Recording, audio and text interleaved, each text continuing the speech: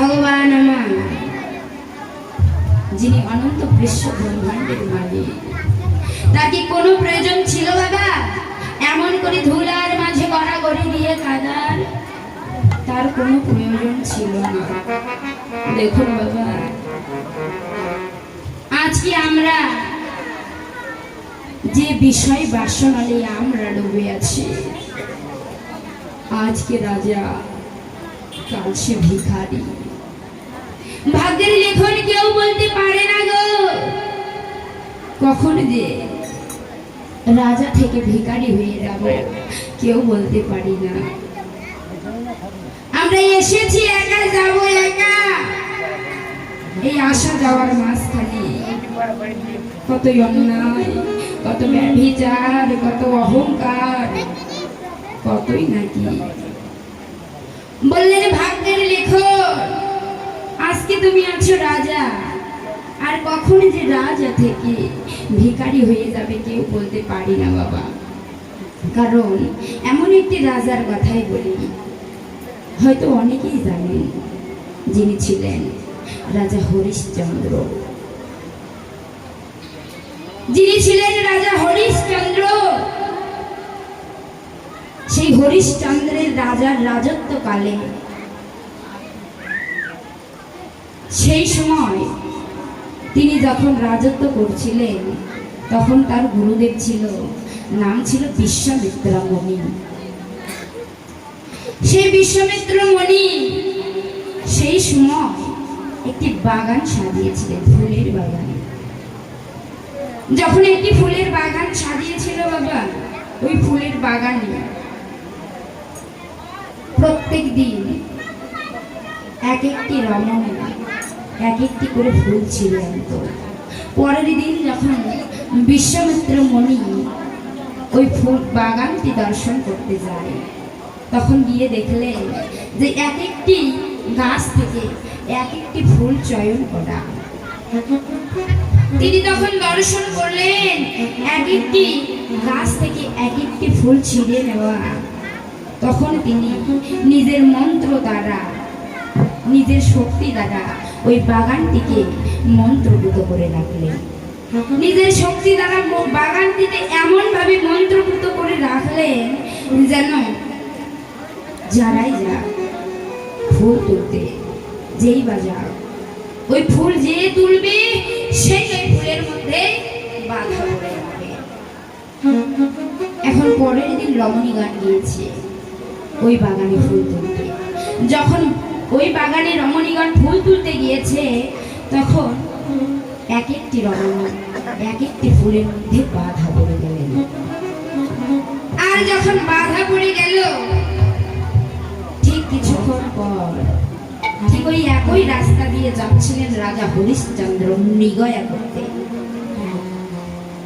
রাজা হরিশ্চন্দ্র যখন গিয়েছিল ওই পথে মৃগয়া করতে, তখন দেখলেন এক একটি রমণী তার রাজ্যের এক বাগানে বাধা পড়ে আছে। তাদেরকে রাজা হরিশ্চন্দ্র সেই রমণীদেরকে উদ্ধার করলেন, তার নিজের ক্ষমতা দিয়ে সেই রমণীদেরকে উদ্ধার করলেন। এখন যেই না উদ্ধার করেছে বাবা, সেটি হয়েছে তার অপরাধ। বিশ্বামিত্র মুনি তিনি ডেকে বললেন, রাজা হরিশ্চন্দ্র, রাজা হরিশ্চন্দ্র, তুমি শুনে যাও, তুমি একটি অপরাধ করেছ। বললেন, মুনিবর, কি অপরাধ করেছি আমি? বললেন, জানো, তুমি আমার অনুমতি বিহীন আমারই বাগানের রমণীদেরকে উদ্ধার করেছ। রাজা হরিশ্চন্দ্র তা শুনে হতবাক হয়ে বিশ্বামিত্র মুনিকে বললেন, গুরুদেব, এ থেকে আমি অন্যায় করেছি গুরুদেব। গুরুদেব, তুমি বলতে পারো একজন রাজার দায়িত্ব কি থাকে? তুমি বলতে পারো একজন রাজার দায়িত্ব থাকে যে তার রাজত্ব চলাকালীন যদি তার রাজ্যের প্রজাদের কোনো ক্ষতি হয়, সেই রাজাকে সেই ক্ষতিপূরণ দিতে হয়। আর সেই রাজ্যের প্রজাদের দেখে রাখবার দায়িত্ব সেই রাজার। গুরুদেব, আমি আমার রাজার দায়িত্ব পালন করেছি, তাতে কি আমার অপরাধ হয়েছে? এতে যদি আমার অপরাধ হয়ে থাকে, গুরুদেব তুমি আমায় কি শাস্তি দেবে বলো গুরুদেব, আমি তাই মাথা পেতে নেব। রাজা বিশ্বামিত্র, রাজা হরিশ্চন্দ্রকে বিশ্বামিত্র মুনি বললেন, হরিশ্চন্দ্র, তুমি অপরাধ করেছ, সাজাই যদি পেতে চাও, শোনো, তুমি কি পারবে তোমার ওই রাজার রাজত্ব আমায় দান করে দিতে? রাজা হরিশ্চন্দ্র বললেন, তুমি রাজার রাজত্ব চাইছো? যেই না বলা বাবা, সঙ্গে সঙ্গে রাজার রাজত্ব পরিত্যাগ করে হরিশ্চন্দ্র পথে এসে দাঁড়ালো। আর যখন রাজা হরিশ্চন্দ্র পথে এসে দাঁড়ালো, তখন গুরুদেব বললেন, হরিশ্চন্দ্র, তুমি এত বড় দানি হয়েছ, আজকে তুমি এত বড় দানি হয়েছ, তুমি যখন দান করলে তাহলে দাও, এই দানের দক্ষিণা দাও। তুমি আমায় যখন এত বড় দান করলে, এই দানের দক্ষিণা দাও। দেখুন বাবা, আজকে যে রাজার রাজত্ব ছেড়ে দিয়েছে, তার কাছে কি কোনো দক্ষিণা থাকতে পারে? আজকে তার কাছে কোনো দক্ষিণা নেই গো। সঙ্গে ছিল তার স্ত্রী পুত্র, যার স্ত্রীর নাম ছিল শৈবা আর পুত্রের নাম ছিল রোহিদাস্য। তার স্ত্রী পুত্রকে পথের ধারে ধারে নিয়ে গিয়ে একে অপরের দাঁড়ে দুয়ারে গিয়ে বলছে, কেউ আছো গো? তোমাদের কি কোনো দাসী লাগবে? দাসী, তোমাদের যদি কোনো দাসী লাগে তাহলে আমাকে বলতে পারো, আমার স্ত্রীকে দিয়ে দেব।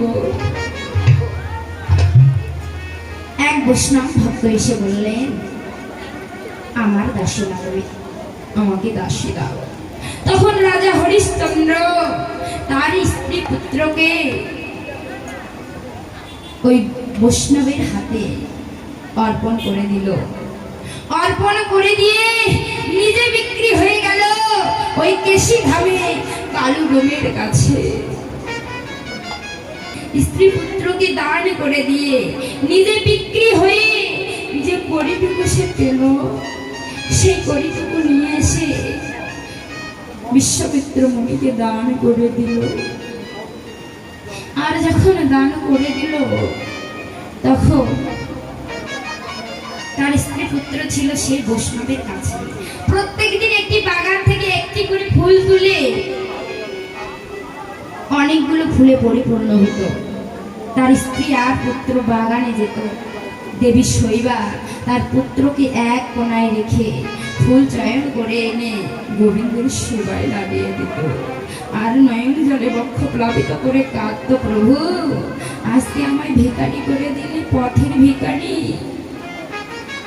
এইভাবে পুষ্প চয়ন করতে করতে প্রত্যেক দিন বাগানে ফুল তুলতে তুলতে সেবা দিতে দিতে একদিন তার যে সন্তান ছিল রোহিদাস্য,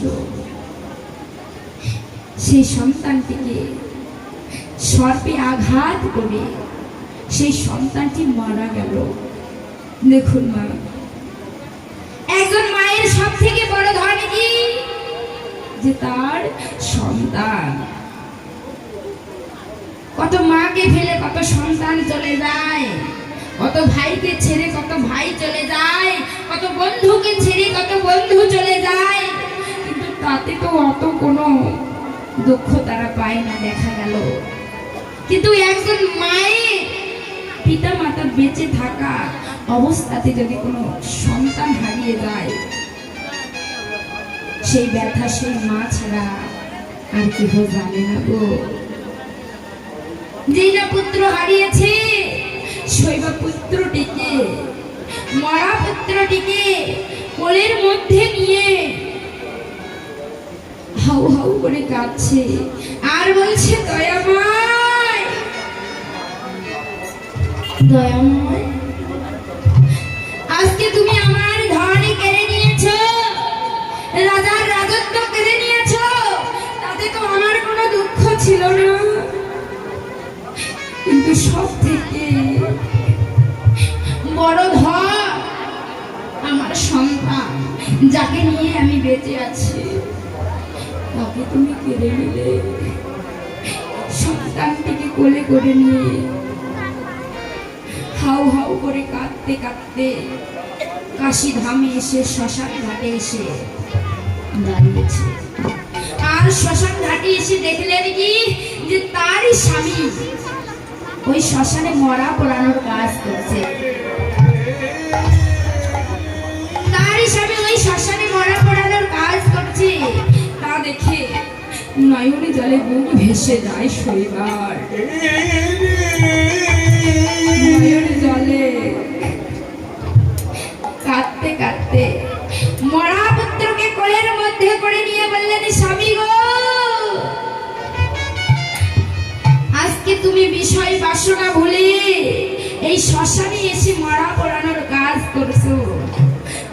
দেখেছো তোমার এতদিন যে ধন হারিয়েছিল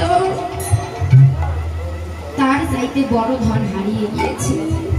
আমাদের একটি মাত্র পুত্র, সেই পুত্র আমাদেরকে ছেড়ে চিরজন্মের মতো বিদায় নিয়েছে। স্বামী গো,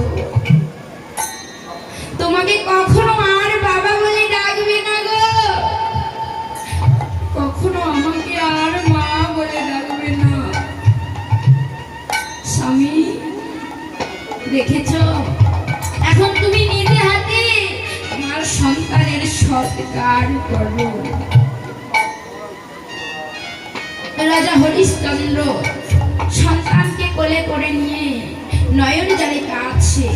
সেই শ্মশানের বাবা একটি নিয়ম ছিল যে 16 আনা করি দিতে হবে, 16 আনা করিবিহীন কোনো মরা পোড়ানো হবে না। কিন্তু আজকে তো রাজা হরিশ্চন্দ্রের কাছে কোনো করি নেই, তিনি তো পথের ভিখারি। সন্তানটিকে কোলে করে নিয়ে এসে শ্মশান ঘাট ছেড়ে এসে গঙ্গার ঘাটে এসে ডাকছে, দয়াময় কোথায় আছো? পাড়ের কান্ডারি, দয়াময় কোথায় আছো? একবার দেখা দাও। ওই পাড়ে ঘাটের মাঝির নাম ছিল মাধব।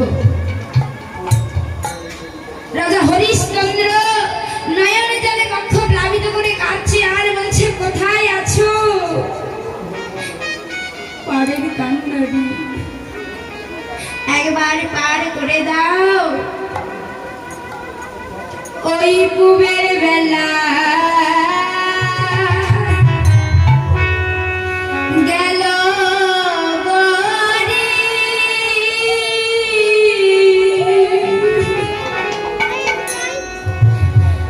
আজ নাই তো মাধব বাবা, পারের করি রে।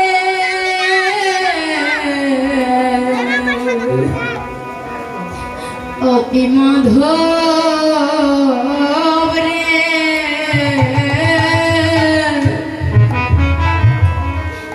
তুমি কৃপা করে ফেরাও নৌকা, পার তুলে দাও। ও কি মাধব রে,